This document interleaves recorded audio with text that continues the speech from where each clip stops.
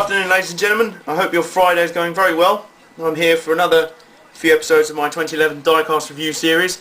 I'll be starting up a Friday special Diecast review, and you'll be seeing the first of those after this one in honour of my 100th video on YouTube.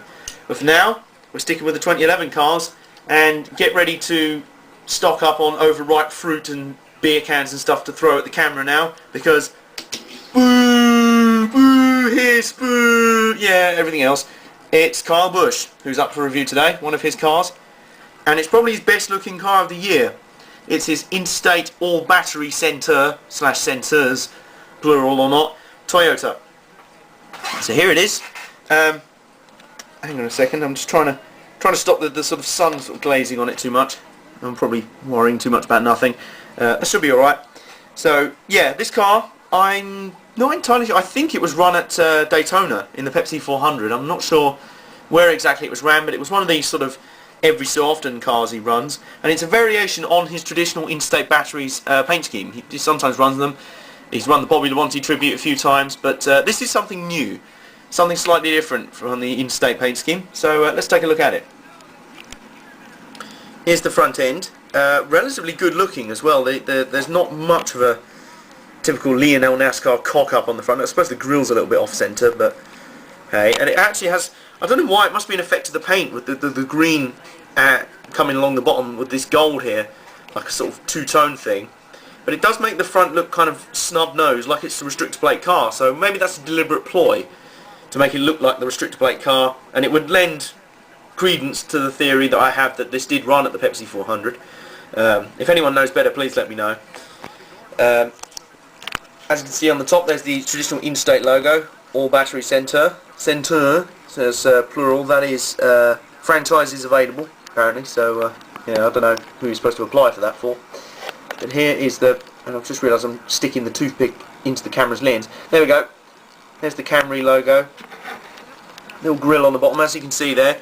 Just a straight line split, and it's kind of similar to the way the paint is split. Very similar to AJ Allmendinger's car, in that it's a sort of gradual sort of two-tone, and then it comes down to wrap around the front bottom area. This time it's only two colours. There's a little white separator dividing line there, and there's the traditional Interstate green on the back. And as you can see, it's white there on the gold section, and it's the Interstate green on the roof, pardon the fingers. And on the back, franchises available. We've already discussed that. Down there is M&M's and Joe Gibbs Racing. M&M's obviously his regular sponsor. There it is again. Just the side of this car is absolutely festooned with logos. And here's something that I only meant to look at the other day when I was looking at Trevor Bain's 21 diecast that I've got on pre-order. Should be arriving very soon, touch wood. There you go, American ethanol on the fuel cap. I'm just looking at my other diecast. I think some of them have green around the fuel cap. Here it sort of blends in with the paint scheme anyway. But I'm looking around, I think, there we go, we've got Casey Kane's car. There it is, that's got, come on, focus, there we go. That's got green around the fuel cell. I can't see anywhere else where that's the case. I'll let you know in due course. Here's the rear of the car, Interstate AllBatteryCenters.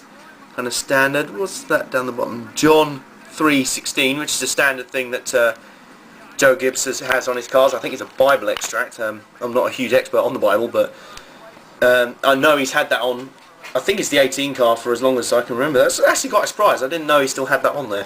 So yeah, it's a nice looking car. I've already commented on this. A Walker 28 did a review on it a little while ago, and his review, I think it was kind of mixed. I'm not sure if he kind of was like, well, I can live or live without it. I actually quite like this paint scheme. It's one of the nicest Kyle Busch paint schemes there has been for the last few years. It's a nice twist on the traditional Interstate paint scheme, which is, I appreciate that, I like that. It's a little bit different to what we normally see. And the green and gold really work well together to kind of complement each other. It's one of those nice sort of colour combos, and it's not one you often see, not on a race car anyway. And it's quite a simple, plain paint scheme, but it works quite well.